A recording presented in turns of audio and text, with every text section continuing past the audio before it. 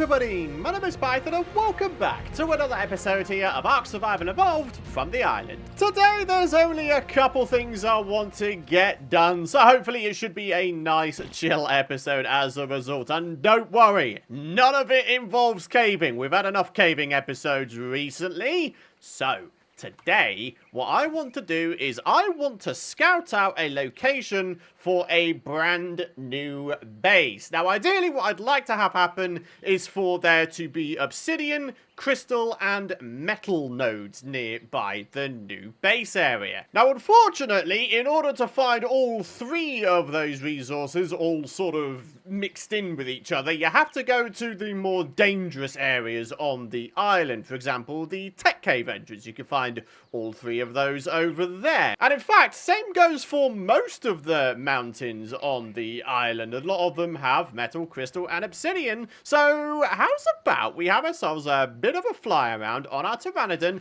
and we see if we can't find ourselves a good area to set up base. I definitely do want to spend some time on this as well. I want to make sure I get this location right, because this next base I create, I'm hoping, will be my permanent base for the entire rest of this series. And just to mention, I'm not going to limit myself where I can build, depending on whether I've built there before. I'm tired of thinking like that these days. I just want to build where I want to build. If I've built somewhere already, then maybe I could do a better job this time round, right? The other thing I want to do in today's episode is I want to get an incubator set up. As you can see, there is a Structures Plus version of it. Deployable device for warming and monitoring up to 10 eggs at once. And by creating this, we're also going to need to delve into the electricity side of things, which on ARK Survival Evolved is a little bit more of a faff than it is in the Noah ARK Survival Ascended game. But you know what? That's a small price to pay, especially when you consider the vastly more stable experience you get with this game over Ascended. At the time of this episode going out anyway, I'm well aware that there's supposed to be a big old game engine update coming to Ascended. Maybe I'll do like a one-off video to try that out, see how it performs in comparison to the old ARK Survival Ascended versions. But yeah, we're not going to be perma-switching back to Ascended for some time, if at all. So yeah, scouting a new base location, making an egg incubator alongside an electric generator for the first time in this series, and final goal, I want to try and breed up the perfect breeding pair. And that would wind up being a pair of Megatherium that have the highest amount of default health and melee stat points. So, plenty of stuff to be done, so let's get straight on with things. We're going to grab our Pteranodon, and we're going to go for a little bit of a fly. And while we do so, it gives me an opportunity to say a big old thank you for all of your lovely support throughout this series. I really do appreciate it. Of course, keep those likes rolling in if you want to continue supporting this series and indeed the channel. And if you're new around here and you don't want to miss out on my future ARK content, why not hit that subscribe button? The first location I have in mind is indeed the tech cave entrance. And yes, I'm well aware of the fact that on ARK Survival Evolved on the island, you can get gigas spawn around this place, which of course is a pretty big drawback. But more often than not, I've found that they actually spawn sort of in the actual volcano area itself, as opposed to up the top here, which is why up the top here is the possible base location. Now, the first thing I want to do is I want to make sure I can actually build up here. Yes, I can. Okay. I wonder just how much build height we have available up here, though, because this is just about the absolute tip-top peak area of this entire map. I don't think there's anywhere on this entire map that goes even higher up than this does. But yeah, check it out. We've got obsidian, we've got metal, and of course, way down the bottom here, we have multitudes upon multitudes of crystal nodes, further obsidian nodes, and further metal nodes. This is an extremely rich area when it comes to valuable resources. Potential base location number 2 is the mountains here within the redwood forest. I am still yet to set up any kind of base in the redwood forest area, and well, to be fair, there's a pretty good reason for that, and that is because of those kitty cat dudes that spawn and walk on the trees and just like jump you and dismount you and kill you. Those guys are not cool to deal with. But up here in the mountains, there are no kitty cat dudes, so we might be okay. So, in terms of the upsides, once again, metal and crystal. However, there doesn't appear to be many obsidian nodes, if at all. But hey-ho, we're not that far away from the tech cave entrance and the volcano, so we could quite easily still get ourselves a bunch of obsidian. And in terms of the downsides, we have ourselves a very, very uneven terrain here, which, gotta be honest, is probably gonna make building upon it quite the faff, unless we maybe build a little bit further down, maybe sort of, I don't know, around here where it's a little bit flatter. I don't know. As you can see, though, we've got ourselves a bunch of hyenodons down here, and I hate these hyenodons. I have a very negative past with those guys. So yeah, this is potential base location number 2. I'll be honest, the tech cave entrance / volcano area is definitely my preferred one at this particular point. Base location number 3 is a place where I have indeed set up previously, and there was a good reason for it. As you can see, we have ourselves a bit of a rocky stump here with not only an explorer note, but tons, and I really do mean tons of metal to be had. I mean, just look at it. We've got metal nodes. There's even a couple of rich metal nodes sort of mixed in here as well. And the base location area is actually here. We have ourselves another rocky stump mound type thing, and it's entirely flat up here. So yeah, it's like prime building territory around here. The downsides of this area are that we don't have crystal or obsidian nodes nearby. But again, we're not a million miles away from some mountains where there are. The other downside is, yeah, I have set up around here before, so, you know, there's not many points for originality when it comes to base locations. But as I said at the beginning of the episode, I'm not gonna limit myself in that sense. If I want to set up around here again, I shall. I mean, there's plenty of places to expand to as well. You know, you got that top area there. You got this area down here. This is nice and flat. If we really wanted to go above and beyond with that building, we could even get into bridge building. Maybe we can make a bridge to the top of this here waterfall. Maybe we could have ourselves a big old build down on this flat area. And would you look at that, there's yet another explorer note as well. So if we really wanted to, we could bring a brand new creature over here and level it up a ton. If we're really wanting a ton of building space, we could set up down here next to the water. I mean, that would make creating a greenhouse and having, you know, nice easy water sources far easier than trying to drag a bunch of pipes way up top there. So yeah, this is potential base location number 3, folks. Potential base location number 4 is the tippity top of the northeast mountain here. This one has metal and crystal in plentiful amounts. I can't remember if there are any obsidian nodes around though. What I am seeing though is on the left there is a tech explorer node, and on the right there is a normal explorer node. I don't think I've ever tried to build either in or on top of an abandoned structure before. That could certainly be an interesting one to try. Ah, okay, very good. Turns out there are indeed obsidian nodes around the northeast mountain. They're just quite far down. But, you know, it's still pretty much at the mountain, so it's all good. So yeah, we've got the 3 valuable types of resources that I wanted.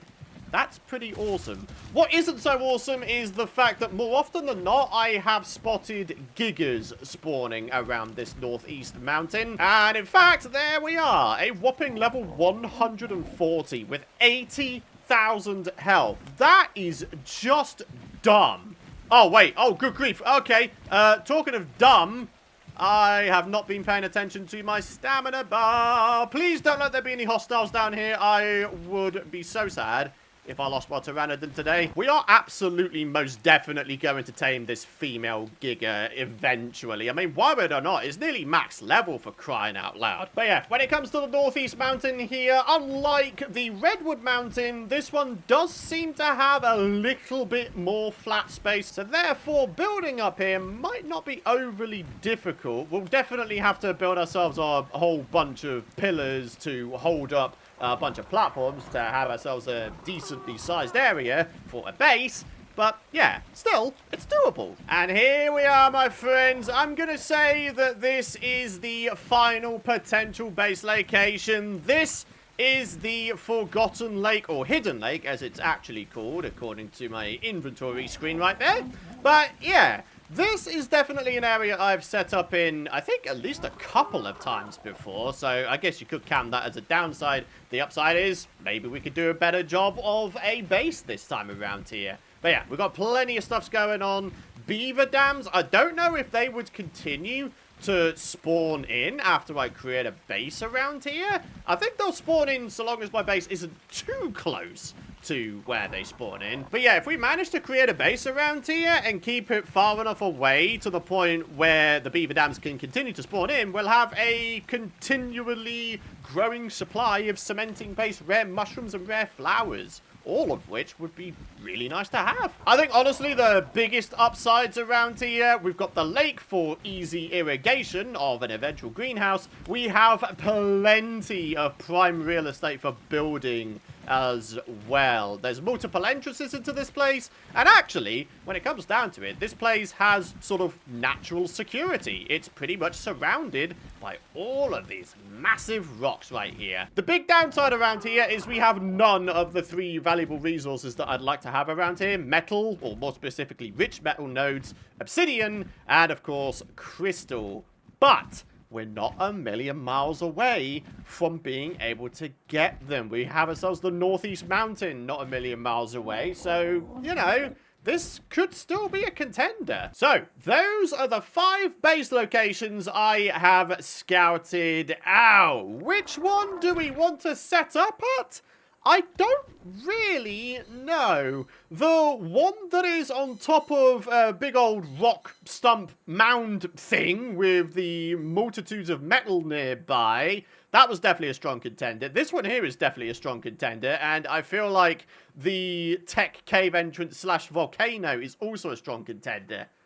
Oh, which one do we go for? I think what we'll do is we'll leave it a couple of episodes before making a decision. I think the point in which I'd like to move is just after I defeat the Brood Mother. We can celebrate us taking down our very first boss in this series by building ourselves a brand spanking new base. I think that'd be pretty awesome. Now, of course, if you folks have any hints, tips, or suggestions as to where we could set up a base where we might have ourselves a bunch of metal, obsidian, and crystal nearby, do let me know in the comments area. I would very much appreciate your insight. But now, though, we're going to get back to base. It's time to advance to the electric age. We're going to make ourselves some incubators, and we're going to see if we can't get ourselves the perfect breeding pair of Megatherium. So then, we are finally back at base, my friends, and the time has come. Incubator time. The question is, do we have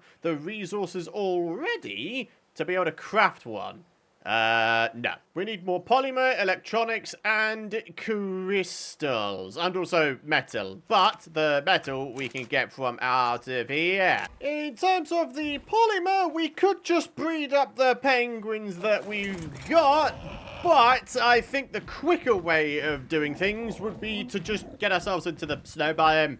I'll just kill a bunch of wild penguins and club their corpses. Alrighty, the dudes who give the most polymer will be the adult ones. So that's 1 down, and that's 20, 30, 40, 50, 60. Okay, 64 organic polymer. Not too bad. 308 polymer. Very good. What else are we needing? A bunch of electronics and a bunch more crystals. The good news is making electronics is actually super simple. 3 silica pearls and 1 metal ingot per craft. Better still, I know exactly where there's a ton of silica pearls. In this little water source, if you continue heading alongside it, here we are. Silica pearl deposit, and you get a fairly decent amount per harvest. So 52 electronics, that is the amount we have. We need 250, so the maths on that is, I believe, 198 of these are required. There we are, a further 98 electronics. So the final piece of the puzzle is crystal. We need 77 of them. As a result of us not actually requiring that many bits of crystal, I think we can get away with using our Tyranider. Maybe we just grab ourselves like 100 crystal or something like that for now. Here we go, 100 crystals coming up. There we are, already done. So here we are, finally, ladies and gentlemen, the S+ egg incubator. Let's get that made. And then we need the generator. Again, going for the Structures Plus version.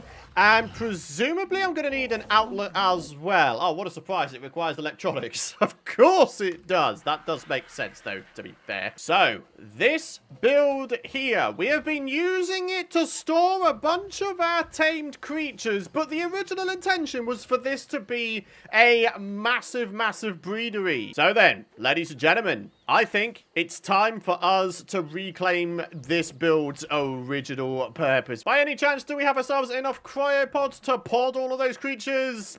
No. Simple answer. Come on, Pingu and Newt Newt. Let's get you out as well. Look at you. You got yourself a lovely view here, haven't you? Now here's a sight to remember. A man and his 2 penguin friends enjoying the view from the veranda. Oh, I love this. So let's begin with the electrical generator. Then goes the incubator. So we start off with a vertical cable. What if I was to just go super simple mode and put the outlet like there? Oh, that did it. All right, very good. We now have a fully functioning incubator. So now we can begin on the breeding process. The episode end goal is for us to try and grab ourselves a perfect breeding pair. That is a pair of Megatheriums with the highest amount of natural health and melee stat points. So for the first time, let's get these Megatheriums breeding up.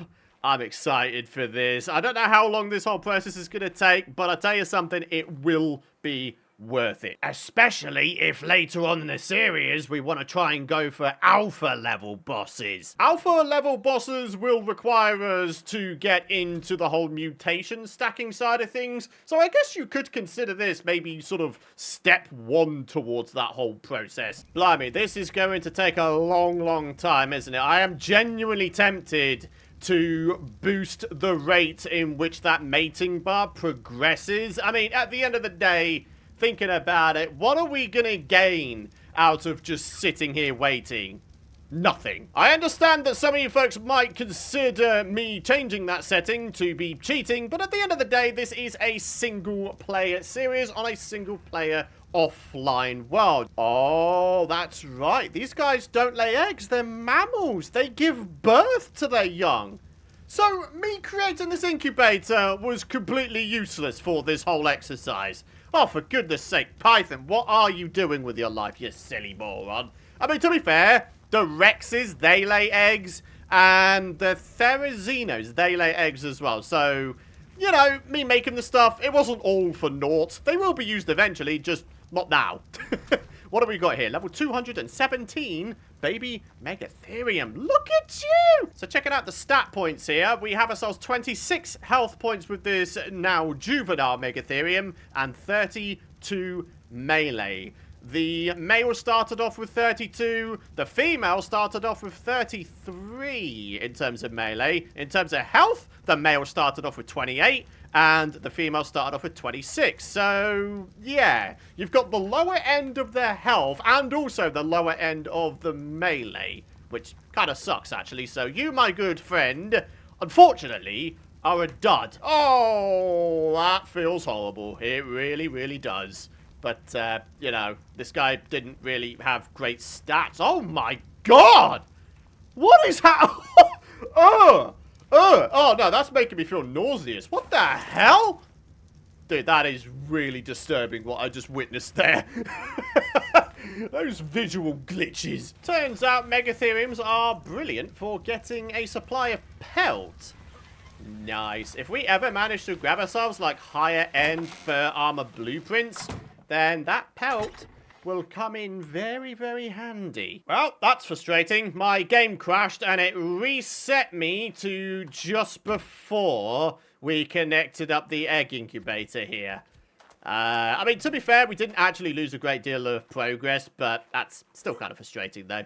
To be fair, though, it is like the first crash I've had to deal with since starting this series, which is not bad going. Considering with my old ARK Survival Ascended series, I used to deal with multiple crashes per episode. Got a level 210 here. What have you got going on? 26 health points, 33 melee. So you got the top end of melee, but the low end of their health. Unfortunately, my good friend, you are no good. The good news is I have added that one setting into the game.ini file, which allows the speeding up of the mating bar. I don't think that same setting applies to the gestation bar, as you can see here, but certainly when it comes to the mating bar, which you'll see in just a few seconds' time, it definitely does work. So I've got it set to 10 times. So, you know, it's not too fast to the point where we're about to get freaking 50,000 of these guys in a second. But we'll get ourselves a healthy supply so we can speed this process along. So what have we got here? 28 health, that is the top end. 33 melee, that is the top end. Alright. So I am going to let you grow up. We have the so-called perfect female Megatherium. We now need to grab ourselves a male with 28 health points and 33 melee points as well. Oh yeah, let's not forget about the fact that there is the whole care system as well. We could, if we're lucky, get ourselves a nice imprint buff going on. Wait, look at this! It's got pink hands!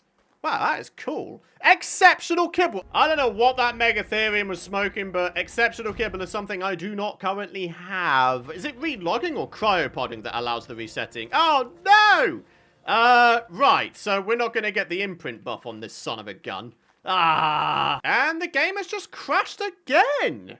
Ooh, what is going on? It's ever since I've started this breeding process, something is amiss. Ah, that would explain the pink paws on this gal. It's a mutation. Well, as cool as that is, we don't have the imprint buff with this here Megatherium. Do we really care about the imprint buff, though?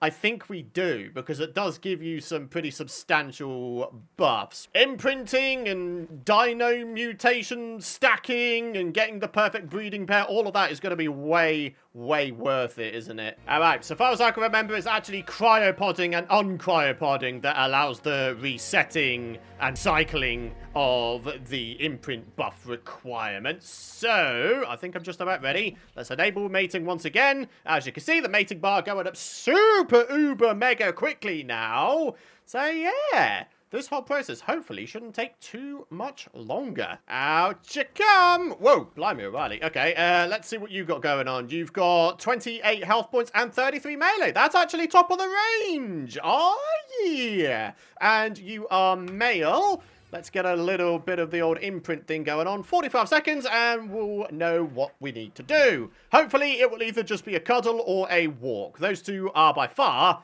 the easiest things to do when it comes to imprinting. Alrighty, imprinting requirement is ... It's a cuddle! Yeah! Nice and easy. Alright, adolescent Megatherium, let's get you to come on over here.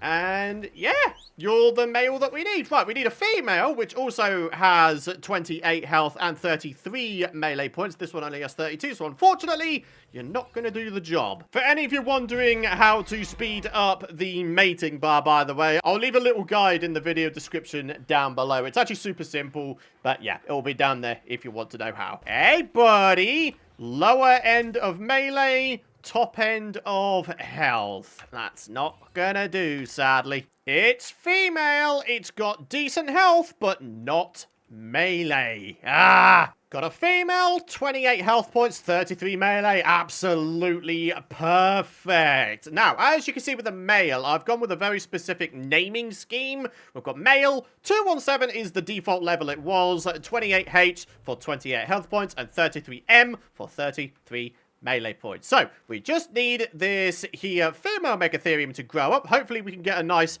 easy imprint. And then, well, that is it. We have our perfect breeding pair. Come on, cuddle or walk. Those two are the easiest. Yeah! My friends, we have done it. We have ourselves a perfect breeding pair of Megatherium. We don't need any more now. Wait, are you... Wait, hang on a minute. Do you have a color mutation? You look kind of cool. Let's have a look real quick. Show ancestors. Yeah, it is. It's a random color mutation. Well, cool as you may look, unfortunately, I don't really need you. Sorry there, buddy. I'm so sorry. I feel terrible. So here we go. A momentous occasion indeed. 28 health points, 28 health points, 33 melee points, 33 melee points. Oh, I'm so happy. I mean, the only stats that really change between these two are, what, the oxygen and the movement speed. But when it comes to boss fighting, I don't really think any of those two really come into play. Maybe the movement speed more so, but it's not as important as the health and melee damage. So, yeah. I think we're looking pretty damn good here, folks. So on that happy note, it is time to wrap up today's episode. Thank you so much for watching. If you've enjoyed today's episode and you're excited to see more, do be sure to drop a like if you haven't already. Hit that subscribe button and don't forget to ding that bell if you don't want to miss out on my future content. But for now, thanks for watching. Have a great rest of your day. Thanks for all of your lovely support. And I shall see you folks in the next episode. Bye-bye.